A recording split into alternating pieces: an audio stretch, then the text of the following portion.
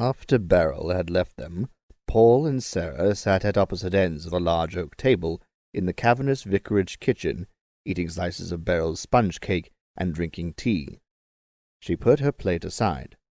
"Just imagine, in years gone by this table would have been filled with the vicar's children. I would think you could get at least 10 more people round here." She noticed the sudden tension in his shoulders and arms. She laughed. "There'd be a ready-made congregation, plus the servants, of course." She watched him relax. "Everyone was expected to attend church back then," he said. "Parson Grimshaw of Haworth even chased them there with a whip. I can't imagine him putting up with active opposition." "Didn't Rev D say what the opposition was?" she asked. "Lapsed Christians, I presume." He shrugged. "Who else?" She looked mystified. "What are they opposing us with? And why?" "It seems the good Reverend is letting us find out for ourselves." "Oh, that's unfair. We've only just arrived. We've no one to ask."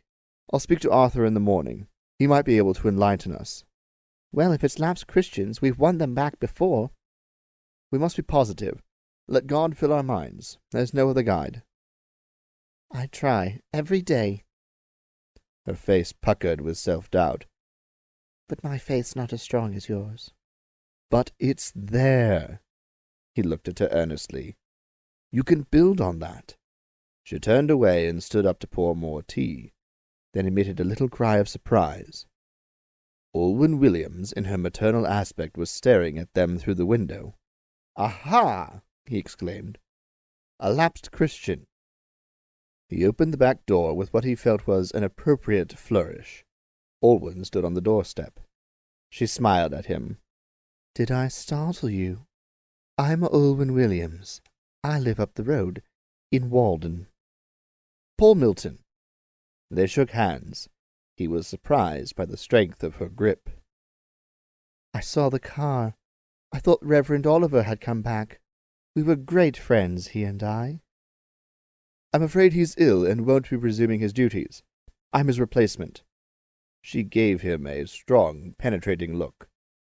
He shifted uneasily, but held her gaze. What was it with these people, he wondered, who tried to stare through you?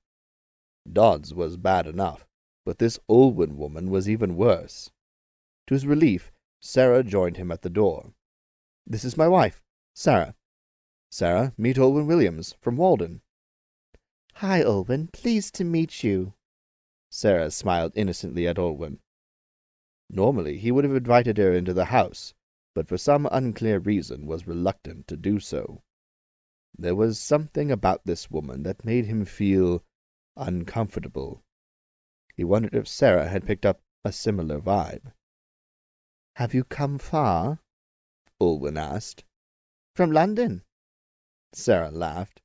"It seems like we've arrived in a whole other world." Olwen gazed searchingly at Sarah, who seemed unable to take her eyes off her. "You look like a real country girl to me." Olwen smiled, tilting her head provocatively to one side. "I'll do my best to be one," Sarah replied demurely. Olwen shifted her attention to Paul, her eyes playing boldly over his features. "I hope you find your true destiny here, Reverend Milton." Paul felt confused. Olwen's former platitude was entirely at odds with the undeniably invasive way she was looking at him.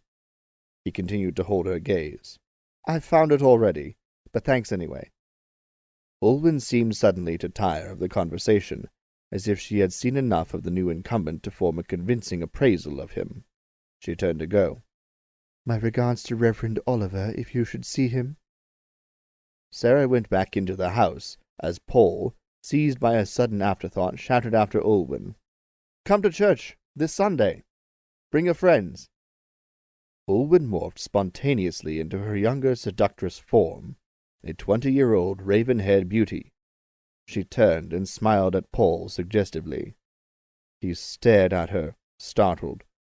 Just as suddenly, she returned to her older self, crossed the cobbled stable-yard, and disappeared through a door in the wall that led into the lane to Walden.